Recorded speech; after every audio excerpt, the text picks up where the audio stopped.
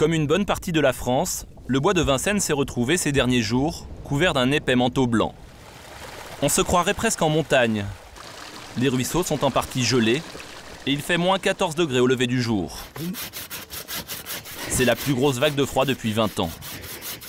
Gérard, 62 ans, SDF, vit au milieu de la forêt.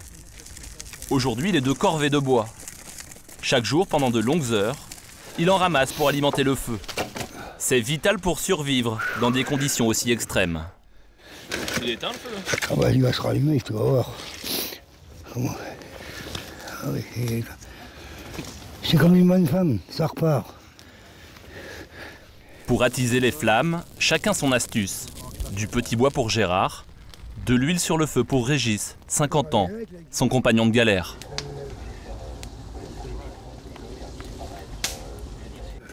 Le produit. Le vaisselle, il s'est transformé en gel, dis donc. Ah, c'est la première fois que je vois ça ici. Il est gelé ?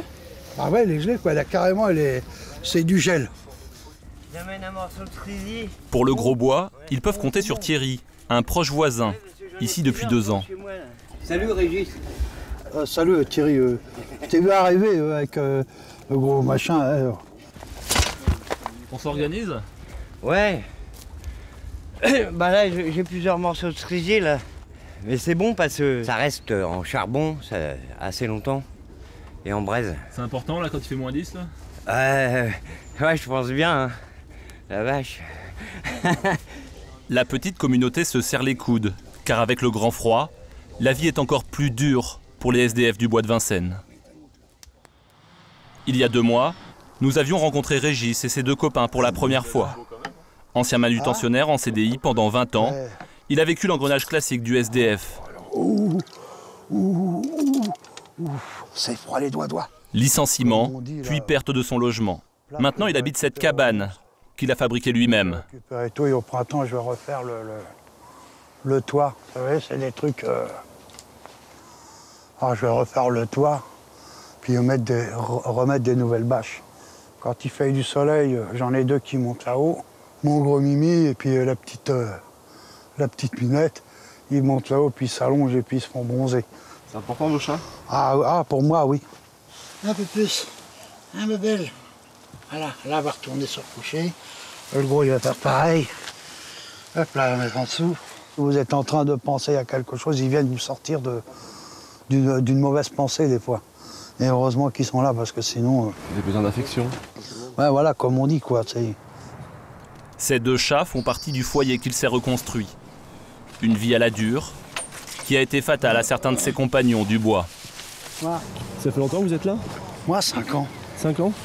5 ans. Des morts, j'en ai vu des morts. J'en ai vu des morts. Les hivers, tous les hivers, il y en a. Ça vous fait pas peur ? Ça vous fait pas peur pour vous ? Non.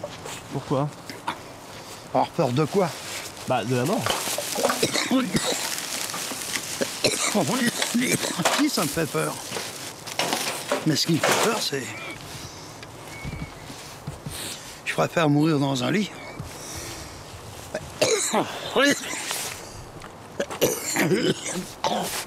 Ah, j'ai du mal à respirer avec la fumée. Je préfère mourir dans un lit que mourir sur un lit de camp parmi des gens que je connais pas. Là, c'est comme si j'étais chez moi, dans la cabane. Parce que dans un hébergement, dans un truc ou je ne sais trop quoi, on n'a rien. Si, son sac à dos. Mais je suis désolé, on peut pas dormir. Régis ne veut pas entendre parler des centres d'hébergement. Il préfère mener sa vie comme il l'entend, ici. Il partage son quotidien avec Cyril, un de ses 2 compagnons. Ce matin de novembre, le mercure frise 0 degré. Et il n'y a pas l'eau courante pour faire sa toilette. Comme ça qu'on se lave les cheveux? Ouais, elle est froide. Ça réveille? Ah ouais, c'est bon ça. C'est une vie de Robinson Crusoe un peu là? Ouais, Ouais. ça repart. Ah, c'est les grilles. Je la laisse pas d'or, parce que sinon on nous les pique. Grâce à la prime de Noël de 220 €, à laquelle ils ont droit comme tous les RMistes, ce soir-là, c'est repas de fête. Voilà, c'est pas comme ça tous les jours. Hein. De temps en temps, des petits plaisirs. Petit plaisir. Voilà. Ça fait du bien les petits plaisirs de temps en temps. Petit plaisir, ça fait du bien. Ça nous donne du sourire, des petits plaisirs comme ça. Un petit peu de, voilà. Ça me donnait du baume au cœur. Moi aussi. Bah, approche. Approche une assiette.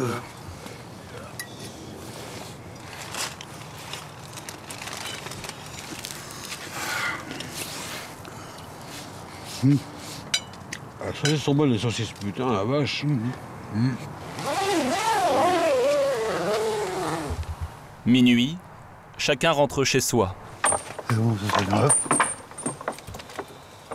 Je mets toujours un cadenas. Toujours. À l'intérieur de sa cabane, pour être mieux isolé du froid, C'est votre vraie maison, quoi. Ouais. Régis a une tente qui lui sert de chambre.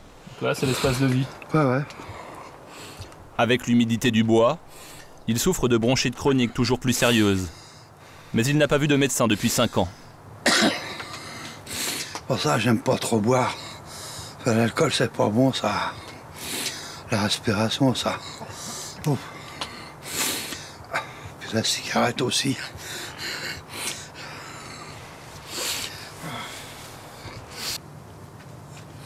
Je crois que l'avenir, pour moi, c'est... Il n'y en a pas, quoi. Il n'y en a pas. L'avenir, maintenant, il est derrière, maintenant, pour moi. Il est derrière moi, ça y est, il est passé. L'avenir, devant moi, non. Devant moi, je vois plutôt sombre. Sombre. Comme je dis, c'est... Il y a des fois, on se pose la question si des fois le suicide, ça serait pas le meilleur remède pour la fin des soucis. C'est con à dire, mais des fois, j'y pense. Des fois, j'y pense. Ouais, vaut mieux se foutre une balle dans la tête, ou une connerie comme ça, quoi. Mais bon, le lendemain, on voit le soleil, on dit, oh, peut-être qu'aujourd'hui, ça ira mieux. Ça, c'est les coups de cafard. Comme on dit, la vie est belle, mais ça dépend pour qui. Quand on a ce qu'il faut, ça va, mais quand on n'a plus rien, Bon, je crois que je vais m'arrêter là parce que sinon je vais pleurer. Et bon. Le témoignage de Régis a beaucoup ému, et un mouvement de solidarité s'est déclenché. Quand nous le retrouvons le week-end dernier, il ne s'est toujours pas débarrassé de sa toux. Mais depuis le reportage, il reçoit régulièrement des colis alimentaires. Bon, tu regardes ce qu'il y a dedans. Regarde. Ah. Gérard, Oh là là. Ah bah tiens, ah, ça tombe bien ça, dis donc. Allez, oh. Allez, j'en connais qui vont se régaler là. même vos chats. Ah ouais, même les chats, ça c'est sympa. Bon ça, là, j'ai du pâté, ouais. Du papier, pour peu. Ah ouais, c'est du frérine de chevreuil. Mais ce qui le touche le plus, ce sont les dizaines de messages de sympathie, comme ce dessin d'enfant. Ça, je leur remercie. Papa, ma maman. Je remercie, c'est comment les enfants, quoi, d'avoir envoyé un dessin comme ça. Hein? C'est quoi, Régis? Ça fait chaud au cœur. J'ai eu des anciens copains qui m'ont contacté, ils ne savaient même pas que j'étais SDF. Ils l'ont su parce qu'ils ont vu la télé. Alors bon, ils m'ont envoyé des colis, ils m'ont envoyé, enfin, vous voyez ce que je veux dire.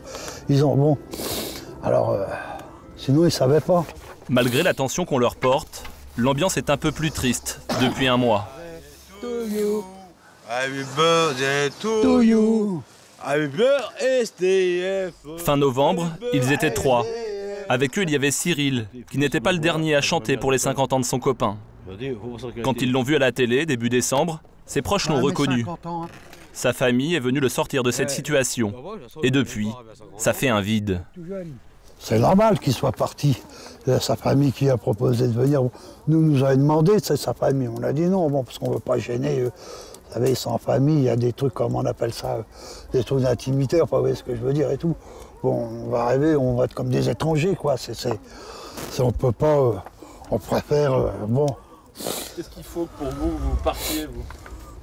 Moi, je demande pas grand-chose, une chambre de bonne, par exemple. C'est eux, mais voilà.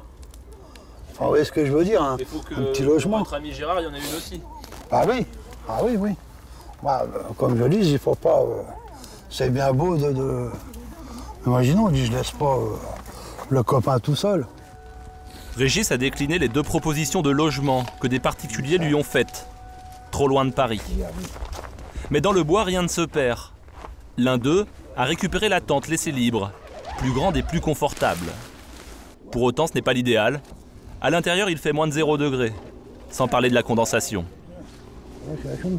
Il fait froid là-dedans. Hein. Donc Tu là, vois quand il a fait moins 12 dehors, Ouais, bah tu sens, hein, parce que regarde, tiens, regarde. Tu vois, regarde le juive là-dessus.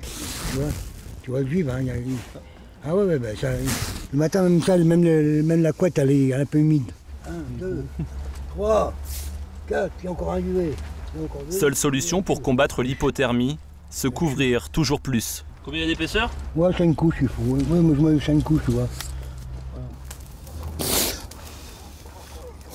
Bah, tu veux manger dehors ou quoi?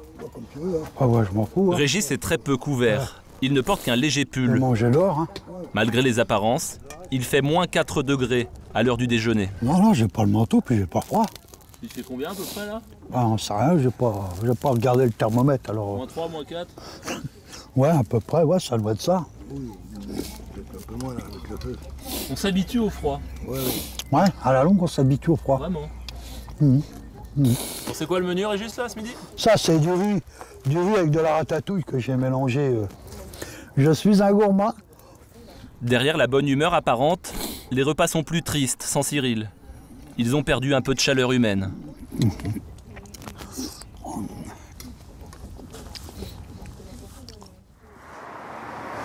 Fin novembre, nous avions aussi suivi Jacques, 20 ans. Il était à la rue depuis 4 mois. Et dès le petit matin, il errait dans Paris. Une situation particulièrement difficile à vivre. Pour une cigarette, s'il te plaît. Ballotté entre des parents divorcés, il a quitté l'école à 16 ans. Je te remercie. Il enchaîne des petits boulots, claque son argent bêtement et se retrouve sans un sou. C'est l'impasse. C'est quoi le plan là? Traîner. Je vais traîner. Jacques passait ses journées dans le métro pour être au chaud. Exténué sur les nerfs, il avait besoin de nous vider son sac. Jamais je me serais retrouvé dans cette daube si j'avais pas dépensé toutes mes thunes dans n'importe quoi, dans les conneries. Ça veut dire que ça peut arriver à nouveau? Si je me fais pas aider, ouais. Mais dans la galère, il gardait sa dignité. Je fais jamais la manche. C'est une question d'amour propre, d'orgueil? Non, non. C'est quoi là? C'est juste que j'ai pas envie de faire la manche. J'ai pas besoin de faire la manche. Je suis un jeune, quoi. Je vais pas faire la manche pour rien, quoi. Je préfère crever la dalle que faire la manche et faire le pauvre malheureux, montrer aux gens que je suis un pauvre malheureux. Non, non. Ça marche pas comme ça. Ces journées d'errance passaient lentement, sans aucune perspective de travail. Tu démoralises un peu avec la journée qui passe? Ouais, j'aimerais bien me bouger plus le cul. Là, Mais tu peux pas? je fous rien. J'ai l'impression... Je sais que je serai tout seul, vraiment. Mais tu te sens comment? Tu te sens coincé? Ouais, un peu. Je commence à me dire, merde, putain, je fous rien, quoi. Des journées sans fin, à battre le pavé. Je suis mort. J'ai envie de dormir. Je suis claqué. Ça va pas? Ouais, non, mais j'ai la tête qui tourne, ça, c'est la fatigue. Prendre des cafés, ça sert à rien du tout. Malgré son épuisement, Jacques s'accrochait. Il voulait retrouver du travail et pour ça, Bonjour. avait besoin de nouveaux vêtements. Ça se passe comment? C'est payant? En principe, c'est payant. D'accord. Mais si vous n'avez pas payé, on peut vous, D'accord, on peut vous ok. fournir des vêtements. Ok. C'est pour un job? C'est Ouais, pour ça un job et puis Faut que avoir vous ayez quoi? un petit pull quand même. Ouais. Tout ce qui est pour homme est ici. D'accord. Des vêtements de récup, une première pour lui. On voit pas mal de jeunes, oui. Et même, je sais pas s'il est sans-abri ou sans... Oui. De plus en plus, oui. Beaucoup de jeunes à la rue, oui. Chemise, j'ai jamais porté de chemise dans ma vie. Donc tu es obligé de te changer maintenant, c'est ça, pour aller démarcher? Ah oui, moi je me change direct. Ouais, pas besoin de faire de lavage, ok, c'est pas de chichi. Une tenue pour avoir chaud, une autre pour bien présenter. Ça change pas mal de choses pour toi, hein? Bah, je me sens un petit peu plus... voilà. Plus habillé que tout à l'heure. Je vous remercie, passez une bonne journée, au revoir. Enfin, une bonne soirée. Et merci. Merci, au revoir. À bientôt. Au revoir. De nouveaux vêtements, mais toujours pas de logement. 1h du matin, pour ne pas passer la nuit dehors, Jacques avait une combine. Regarde. Y a pas que moi. Hein. Direction les tours du 15e arrondissement. Et vous savez que cet immeuble, vous pouvez rentrer dedans? Ouais, facilement. C'était un copain qui lui avait parlé de l'astuce. Pour entrer, la technique était très simple. Même sans avoir le code.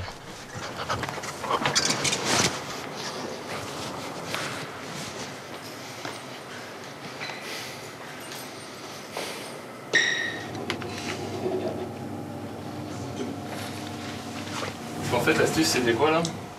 D'attendre que quelqu'un rentre dans un immeuble. Et le suivre, Et le suivre. tout simplement. Ça, c'est la meilleure combine. Ouais, c'est la meilleure combine. Là, on monte au 30e. Et on va redescendre sur 2 étages à pied. Je t'amène dans le luxe. Voilà. Regarde. Voilà la nuit où on va la passer. Je la remets. Voilà, j'enlève l'ampoule et puis c'est parti. On dort.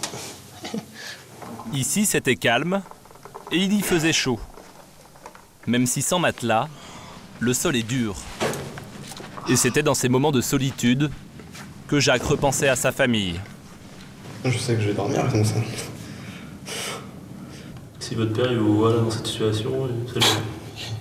Il regarde jamais la télé. Ça le ferait réagir? Rien du tout. C'est ce qui vous a fait le plus en fait? Ouais, je pense que c'est ça. Je pense qu'il y a aussi un déclic de ça aussi. Hein, pourquoi je fous le bordel. Enfin, pourquoi j'ai jamais réussi dans la vie. Réellement. En fait, si vous en êtes ici, c'est qu'il y a une rupture familiale, quoi. Ouais. Enfin, une rupture... Ouais, un manque. 3h du matin, Jacques ne trouvait toujours pas le sommeil.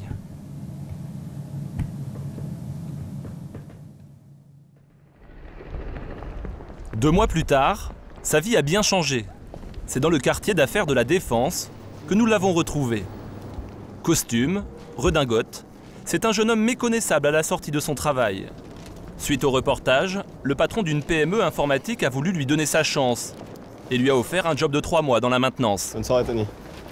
Non. C'est un nouveau métier, technicien, informaticien. Jamais j'aurais pu penser faire ça parce que bon, il faut des diplômes, des formations, faut... Voilà quoi. Parce que je n'ai pas. Je n'ai pas de bagage derrière moi. C'est une nouvelle vie? Oui. Ouais, c'est une nouvelle vie. Aujourd'hui, c'est les soldes. Jacques veut se faire plaisir avec sa première paye. 1 200 €. Ouais,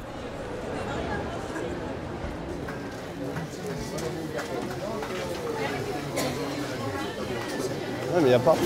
Il n'y a plus ce que je voulais. Tu avais vu quelque chose? Ouais. Une bonne paire de pompes là, montantes, enfin des bottines pour homme. À combien? 26 €, une connerie comme ça. Faites attention à l'argent toujours? Ouais, toujours. En sortant du centre commercial, la température glaciale lui rappelle aussitôt d'où il vient, la rue et ceux qui y sont encore. Je pense souvent à Régis. Régis, tous ces gens du bois de Vincennes, où c'était plus important. Moi, voilà quoi, je suis jeune, eux, ça fait longtemps qu'ils sont dehors. Côté logement, ça va aussi beaucoup mieux. Jacques a trouvé un toit dans la banlieue parisienne.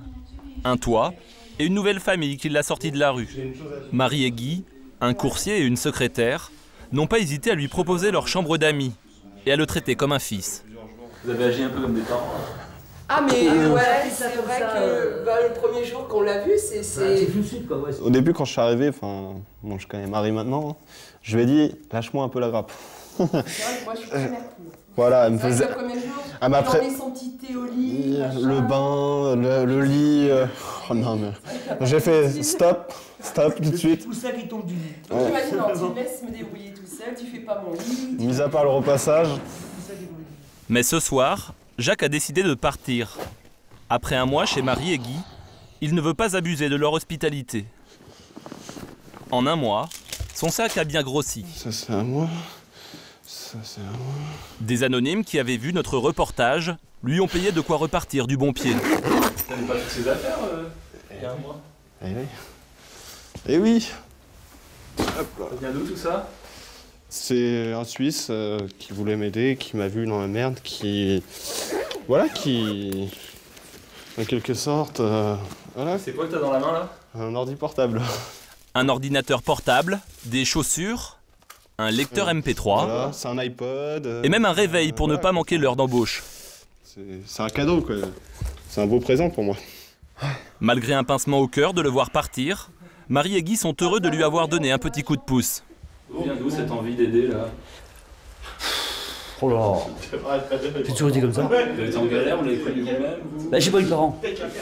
J'ai pas eu de parents, donc j'ai connu la maison de correction à l'âge de 10 ans jusqu'à l'âge de 16 ans. Enfin bref, j'ai eu un parcours un petit peu chaotique. C'est bien, c'est bien. Donc je me suis dit pourquoi pas lui quoi. Je me suis, enfin, si vous préférez, je me suis vu moi à 20 ans quoi, voilà. Ça me fait chier que tu partes, Jacques. Honnêtement, ça me fait chier. Je sais, je le vois à ton... Ah non, ça me fait chier, ça me fait chier quoi. Ouais, il a des boules. Pleure pas, Jacques, non. Viens me faire un bisou. Ah, pleure pas, allez, il faut pleurer un bon coup, ça va te faire du bien, vas-y, c'est faut que ça soit. Malgré cette main tendue, Jacques reste très instable. En une semaine, il va changer 3 fois de logement. Salut. À bientôt. C'est comme si la rue l'appelait toujours. La maison est ouverte, tu le sais. T'as toujours l'impression d'errer un peu encore? Bon. C'est précaire quand même tout ça. Précaire, ouais. Réticent toujours. Puis voilà. Les choses avancent? Ouais, les choses avancent, ouais, comme on dit. Ouais. Son baluchon sur le dos, il s'en va dormir chez une autre famille qui lui ouvre ses portes. Au bois de Vincennes, la nuit s'annonce des plus froides.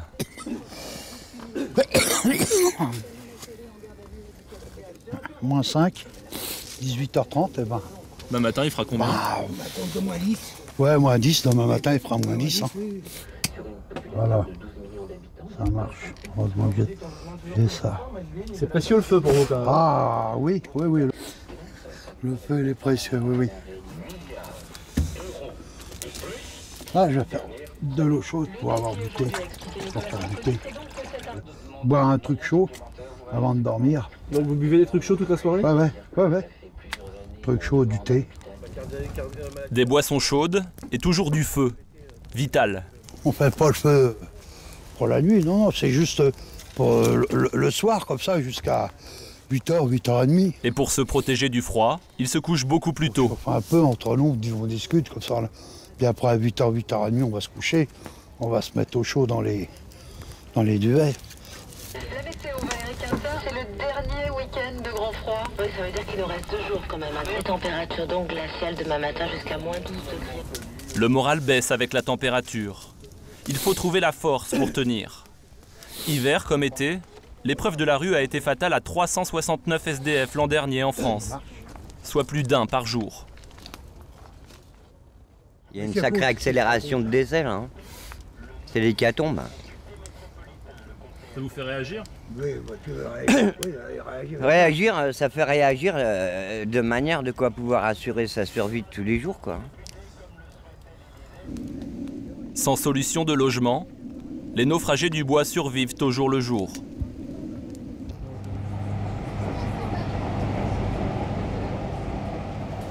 Jacques, lui, va vivre aujourd'hui un moment particulier. Il va retrouver son père qu'il n'a pas vu depuis 1 an et demi. En arrivant au rendez-vous, il est partagé entre excitation et appréhension. Là, j'ai envie de courir, là, tu vois. T'es content? Bah oui. Bah oui, je suis content. Là, je préférerais courir, là, tu vois. Ça va? Ouais, ça va pas? Ouais. Ça fait 2 minutes que je suis arrivé. Ouais. T'es où, là? J'ai pas bien compris où t'habitais. Alors, en fait, j'habite à Marne-la-Vallée, à 20 minutes de Marne-la-Vallée. Et après, je prends... c'est de Marne-la-Vallée que tu pars? Ouais, Marne-la-Vallée, puis après la Défense. Et voilà. Ouais. Je suis content de te voir, bon, j'aurais préféré qu'on nous voie et tout. Lorsqu'il a découvert la situation de son fils à la télé, ce technicien dans l'industrie automobile est tombé des nues. Enfin, ce soir-là, quand on m'a dit ça, je suis pas allé travailler, je travaille la nuit. Parce que j'ai essayé de savoir justement où est-ce qu'il était, est-ce que ça allait bien. C'était un petit peu difficile, quoi. Vous êtes senti coupable à un moment? Coupable, non, bah non, parce que j'étais pas au courant. Moi, j'ai envoyé un petit peu de monnaie. Je me disais, bah c'est bien, il rebondit. En fait, ouais, il rebondit sur le trottoir, quoi. C'est pas terrible. Par fierté, Jacques n'a jamais eu le courage d'appeler son père à l'aide. Il voulait gagner son indépendance, seul, quitte à en payer le prix. Mon père, je savais pas comment lui dire, quoi. C'est tout simple. Je savais pas comment lui dire. Je savais pas comment dire ça à mon père. C'est tout. À un moment, il faut savoir dire ok, d'accord, j'ai besoin d'aide, viens m'aider, quoi. Viens me chercher. Je me voyais pas capable de te dire bon écoute, je suis dans le 15e, papa viens me chercher. Je sais pas si tu l'aurais fait. Bah si, j'aurais pris ma voiture, je serais venu te chercher, bien sûr. Tu peux pas laisser les gens comme ça, toi. Mon chien, il dort pas dehors. Malgré ce nouveau départ avec son père, Jacques va mettre du temps à effacer ses 4 mois de galère. Pour ne pas rechuter, son objectif aujourd'hui, c'est de décrocher un CDI et un logement à lui.